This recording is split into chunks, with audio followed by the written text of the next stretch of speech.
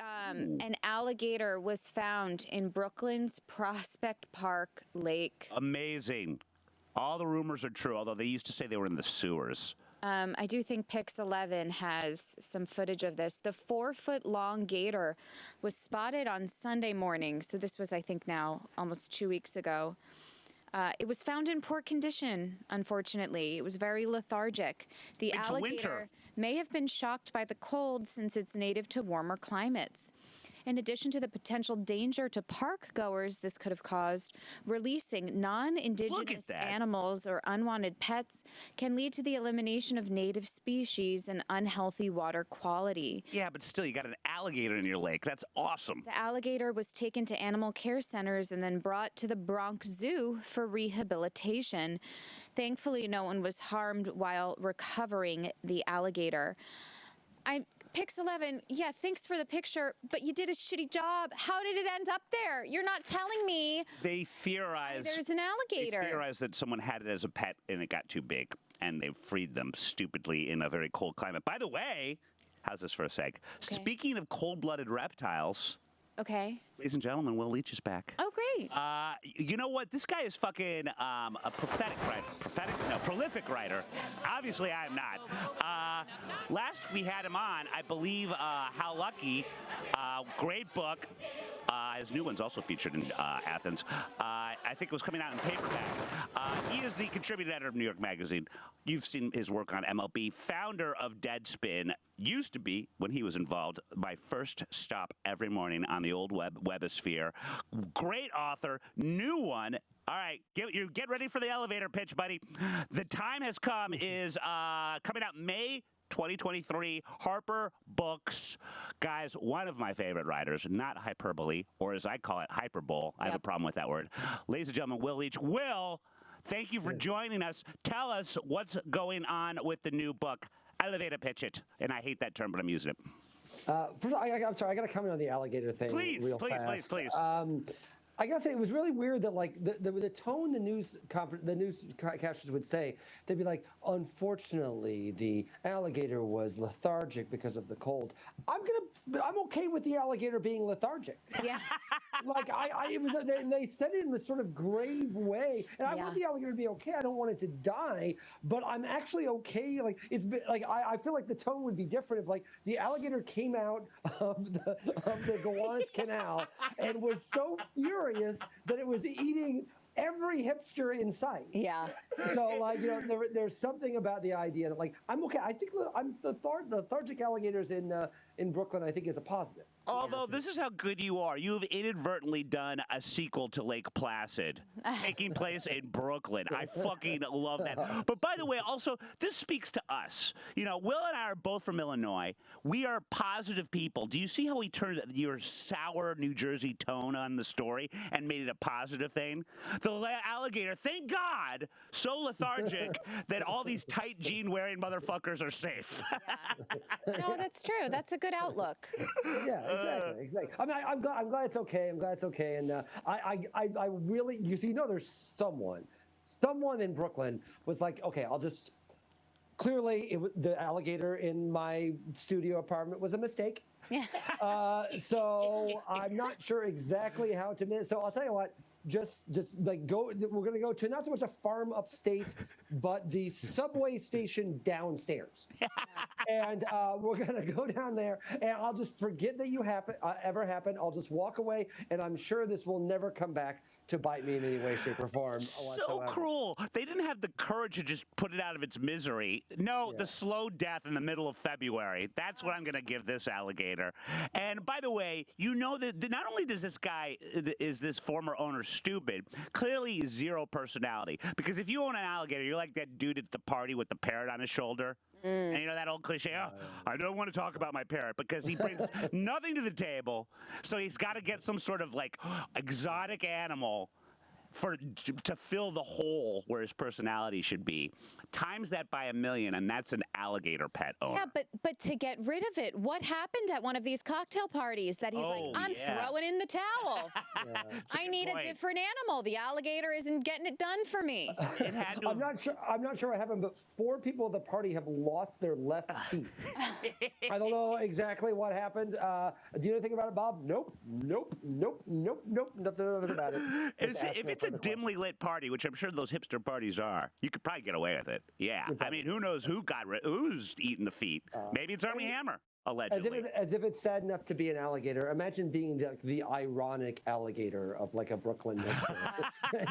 That would make me more lethargic than the cold. Not only that, alligators don't even have any ears, so he couldn't get a piercing. He would hate Brooklyn. It's a sad thing. Poor guy. Well, and anyway, the book. Go on. Is there an alligator subplot? There's not. You know what? It's not. We're still in the final editing process. I can fit one in there.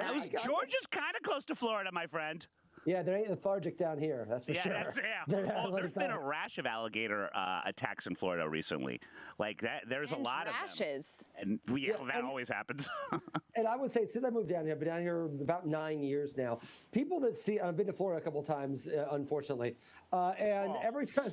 Sorry. You know what? I'm trash. That's why I like it. But yeah, it's a weird place. But it's weird because people from Florida are weirdly chill about alligators. It's like really a strange thing. Like I think there's a clip of a golfer a couple years ago. Like there was an alligator on the course, and the golfer, who of course was from Florida, because I think all golfers are from Florida. Yes. Just went up behind him and said, "Hey," and like just popped him down. Like, "Oh, I'm sorry, excuse me. I see you're from Florida, so I will leave you alone." And he went back into the swamp. So, it's so true. But yeah. So all right. I want everyone while we get the plot to reimagine it with an alligator. But tell us about this new one. So the book is actually inspired. Remember the old Paul Thomas Anderson movie Magnolia? Or the Robert Altman movie Shortcuts is probably the one I probably was thinking of most when I wrote it. Full frontal nudity with Julianne Moore, I believe. Correct. In Shortcuts. The original title of this book actually was Full Frontal Nudity with Julianne Moore. Too wordy. Apparently there was an issue with the Amazon searches. I think they were able to find the actual name of the book. They would just find that clip. So basically the idea is, in those movies, a big thing happens at the beginning of the film. It's clear something big is going to happen at the end of one day. Well, you follow 7 characters throughout that day, and they end up, and the big thing happens, and you see kind of what happens. This involves, the best way to describe it, the way I keep describing this book to people, and I don't know if this will make people want to read it or not, but it is a feel-good book about a mass shooting. So that is something that every once in a while a writer's like, can I set up a challenge for myself? Can I write a book that will make you feel good about humanity in which there's a mass shooting event? Fucking great. I'll take that on. Let's go. Bring it. Let's do it. That is fucking brilliant, actually. Well, now, how does it work? I always love the inside baseball on this stuff. How does it work from the publisher's perspective when they are now, they've greenlit it, and they are aware of the plot line, and there is unfortunately pretty much a mass shooting every other week these days. In the marketing of the book, do they give you some yays and nays on what you can say, what you can't say, because everyone's so fucking sensitive and it's such a violent culture, all that stuff? Like, were there any type of guidelines given on how to market this? Yeah, one of the things you're not supposed to say is that it's a feel-good book about a shooting. Yeah. Not on our watch. You absolutely can do it. But yes, and listen, the shooting is obviously something we're trying to downplay. It's not like it's not Hamlet. Like, I'm not the guy that comes up and everyone on stage is dead at the end of the book. Like, it's really supposed to be about how people come together in times of crisis, and so we're trying to emphasize that sort of thing rather than necessarily the positive part. I'm a friendly guy. I'm a Midwesterner, a happy sort. I think just like How Lucky has a lot of peril for the main character, but I think certainly the character comes out of it in a happier place and a warm place, and hopefully the book is a fun ride and makes you feel good about the world. I generally speaking, well, I know a lot of people, I feel like I'm the only writer left that's not just making every book about like sad, rich housewives in Connecticut whose husband is either missing or has gone on some sort of like financial scandal. Oh, it's my favorite kind. Yeah, I know. That's the thing. Those immediately get optioned by the Hallmark Channel or Lifetime. Exactly. Exactly. Yeah. So I'm not doing that, which is fine. There's nothing wrong with those books, but I tend to go in a different direction on those. And so Now, hopefully it's a hard sell, but hopefully people will like it. I love it. What now, a great Will, idea. I myself am a New York Times bestselling author. No, not at all. That's All a of lie. my books, there's covers for them, so they must be real. No, they're just fake graphics of a book that doesn't exist, and she asks for pre-orders because it's wide-scale fraud. Somebody's jealous. My books, there we go. Like, let the market decide. Obviously, Not a thing. but Will, all of my books are nonfiction. I write about what I know and what I'm an expert at. To create something. It's also not a book, Will. To create something like a novel, right? So I was reading the premise of your latest book, and there's definitely not a book. like 7 or 8 very specific characters that you have created who interact and are all in this pharmacy together. Do you, when creating a character, how many are based on people you know?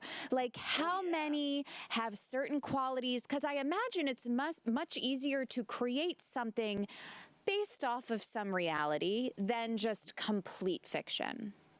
Yeah, I always really admire writers who can like set things in like the 1500s, or there's like dragons in their stories or elves. I can't do that. I really can kind of only write about this stuff. I'm not imaginative or inventive enough to write about anything other than what I'm actually just looking at on a daily basis. So it's hard enough to figure out what's going on now, let alone how I would handle a troll, for example, or a dragon or something.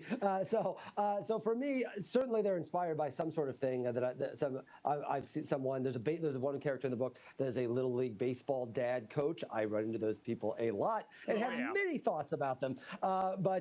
It's really just kind of the initial premise of the character, and then the character kind of like develops traits of their own as they kind of interact with certain things. And they're all like there's 7 main characters in the book, and there's little parts of probably me spackled and splattered all over them in some sort of way. But I think that generally speaking, it's hard to. I'm not imaginative. I'm definitely not someone that can put together some cool space opera or something like that. I have to write about what I see every day, and so it's certainly. I wouldn't say it's based on someone specifically. And I will definitely claim that, even if the people that I have based the book on think otherwise. I so want to hear that anecdote when it happens. Well, but by the way, as usual, modest to a fault, because I think that is a 10 times harder thing to do. She's heard me say this a million times. Than the fucking, the dragons and the spells, and whether it's a Marvel or a Game of Thrones or whatever, because that to me is the laziest. You put these things in the real world with real consequences and real rules, but in these fantasy situations, well, that character's dead, but we liked him, according to the focus group. He comes back to life. He's back to life because of a magic spell we never heard of. Or I can't get it. I've written myself into a plot corner with this. Poof, it's an alternative universe. Yeah. All that shit is so easy. And what you're doing, like, again, real rules, I find that 10 times more interesting. And yes, I'm an old fuddy-duddy. Well, hopefully the marketers at Harper Books and the people, book buyers from all across this country will agree with you. But I just don't know how to do anything any other way. I have to say, I'm not a big. I don't read a lot of books about Dragons. Game of Thrones is outside of my purview. I find real people actually just interesting enough that I don't know if I necessarily. The problem is people are too interesting. I wish that we all got a lot more boring. I think the world would be a better place, but you're absolutely right. Well, sounds awesome. Do you have, since you're not that Athens wasn't already on the map, but you're really put on the map with where you set these books. Have you gotten locals coming up to you being like, well, you actually got this part wrong? Like the minutia of certain Athens type things? Like even that thing that I saw on the cover, is Lindbergh's a real place? No, but it's not inspired by a real place. And if you ask me if you ask me whether that's true, I will nod blankly, because one of the weird things is clearly there are places that are obviously set. There's a music club here. There's one of the characters has been a longtime bouncer and sound guy at a music club, and so it's set at a club that I think the average person that lives in Athens will like, oh, he's talking about this place. But I had to change the name of it. And I asked my editor, I said, can I just, because I'd like to use the real place, can I just ask the people that run the club, hey, can I use it? And he said, no, because the minute you do that, if they say no, you've just admitted to them that you base it on them, and then you can say something. I'm like, not everyone is as litigious as you people are, but Yeah. apparently you have to, like, again, I guess it's a sign they think people will actually read it, because most people are like, whatever, like, say whatever you want, nobody cares. You're So I right. guess That's it's a good it's sign. I suppose it's a good sign that they think people will actually read it. But yeah, there's actually, anytime you set a fictional story in a real place, you actually have to be super, super careful. At one point, I did not know that.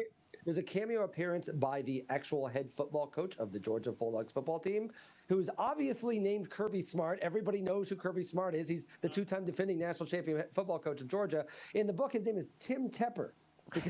And that feels weird. That's like the equivalent of like hey, what's your phone number? 555-1212. And like, it always takes me out of movies and do it. But now that I've written a book, I guess I understand why. It's so funny that he says that too, because I think that's kind of gone the way of the dodo a little bit. I think it is such the 555 thing has taken people out of so many movies that I could be totally wrong on this, but I have not heard it in a long time. And I wonder now if studios just buy the number. I think so. And just so it sounds more, because I think that they use actual numbers now. I'm just completely talking out of my ass. By the way, we've told Bobby to try to work in Lindsay Lohan references throughout the show, and you missed one. Julianne Moore is a redhead, and she's really a redhead in Shortcuts, by the way, as far as that full frontal scene is concerned. And so's Lindsay Lohan. I do have a question. Okay. Whenever you're ready. Go for it. In 2013, Will, you said Lindsay Lohan is the only part of the canyons that isn't horrible. Oh, wow. We got a It's deep basically archive like here. you predicted her rise to fame. Wow. Do you foresee if this book gets optioned into a movie, is Wow. there a potential role for Lindsay? Oh my God! Not working for the weekend. We gave you an assignment. I can't Did you believe. plug both of their names into Google? Goodness gracious. He quite literally, while we were talking, typed in both your name and Lindsay's. Wow, that's incredible. I actually remember that movie. That movie. For the record, the movie is terrible, and she is not quite as terrible, if memory serves correctly. It looked awful. Yeah, I remember the trailer. And it was kind of softcore, was it not? That was a Paul Schrader movie. Like Paul Schrader, like it was like Paul Schrader slumming. There's a great New York Times Magazine story about the filming of that movie. Long story, but more to the point. I definitely think that I would say there's probably not a character for Lindsay Lohan in the movie, but that does not mean I cannot make the next book clearly a potential Lohan vehicle. Bobby is visibly aroused right now. You've finally gotten him to read. But Will, that is a good question. When you are writing these books, do you ever think about them becoming movies, potentially what celebrities could play certain characters? Is that a goal of yours for like the trajectory of the book to be optioned for film rights? Or is that like you're thinking too far ahead if you think that way? Yeah, it's certainly. I mean, it's certainly not a goal. I'm not against it by all means. If it happens, we've had some good fortune in with how lucky in that regard. But I would say that if you start, the only way I would say I think about the movie aspect is that, frankly, if I'm being entirely honest, this is a cool thing for a novelist to say. I watch more movies than I do read books. So because of You're that, just being honest. Yeah, everyone. I read a lot of books, but I watch a lot of movies. Yeah. And so I would say that, like for example, I mentioned Shortcuts. Shortcuts is the clear. It's one of my favorite movies of all time, and it is a clear. You can't watch it. It's not available on streaming. It's very annoying. Really? Shortcuts is not available on streaming. There was like a production company that went out of business, so that you can't find it on streaming. You can get it on DVD, but you can't find it on streaming. That's crazy. It's why I usually say Magnolia when I discuss the plot, because Magnolia is actually on there. But Shortcuts is clear inspiration. So when I think of like projects I'm really interested in, I've always wanted to write a Before Sunrise type movie. Like I think of like book, like movies are probably my first reference point. I'm definitely not someone that's like, we should do an updated Wuthering Heights. Like I'm not. I tend to think more in the movie realm. So I suppose that probably comes across sometimes in the book itself as with movie-like scenes. But what actually happens if someone makes it into a movie? People have asked, like, if something gets turned into a movie, do you want to be involved? I do not want to be involved. They can do whatever they want. As long as the check clears, they should. Once you write a book, it belongs to the world. It's the world. They can That's a good way of looking people at it. can do whatever they want with it. So I think I'll just stay out of it and go move on to the next one. So, I mean, from what you just said, screenplays are never something you've been interested in writing since you do love movies so much? Yeah, it's weird. I always feel strange. Dialogue is not always my favorite thing to write because it always feels a little fake. Because I think I may just talk weirder than everybody else. I don't know, but it always feels strange. So it's all this so dialogue heavy. I wasn't trained in like a screenwriting course. For me, I kind of like the freedom of just like there's an empty page I can put whatever the hell I want to. Sure. So the idea of like setting it in the screenplay format, I don't think of it that way. I don't have a great visual. I'm the person, like, if I got robbed, I would, like, not be able to describe the person at all. Same. I think exactly that way. I think it was it might have been a giraffe or like a lawn chair. I don't know which one it was. So that's not really my skill as a writer either. So I don't know if I'd be able to pull it off. And that he was describing what in reality was a Brooklyn alligator. Yes. And he went full on herbivore. Well, and like to your point though, like as much of a basic bitch as I am, I'm proud to say I've never read any Dan Brown books, but I remember reading at one point that he was so of the mindset that these are supposed to be movies that he described his character, the main one that ended up being played by Tom Hanks. He described him in the book without really describing him. He just basically said, he looks like Harrison Ford. Yeah. That was the script. I was like, you thirsty bitch. I mean, I guess if you're writing as quickly as I write pretty fast, but like I don't know. I mean, just to me, like if you're writing a book, a book could be whatever you want it to. It feels like such a failure of fun to just be like, just give me my movie deal. Just let me just make this exact plot as Gone Girl. Like, I'm gonna do it. Just I like Gone Girl. I like Harrison Ford. I don't like Dan Brown. But I'm generally pro these things. But like I don't know. It just feels like every time I see like a writer be like, every decision I have to make has to be for the maximum financial success of this thing. Like, you're smart. You could have been a banker. You'd make a lot more money. Be a banker if all you're going to do is think about that stuff. It always feels weird to be a writer and make only kind of capitalist decisions. Yeah. Goes to one of your fake books, Capitalism? ? Capitalism? I saw that. Yeah. She's really proud of that dollar sign in It there. is a chapter in my book. No, it's not. Not a book.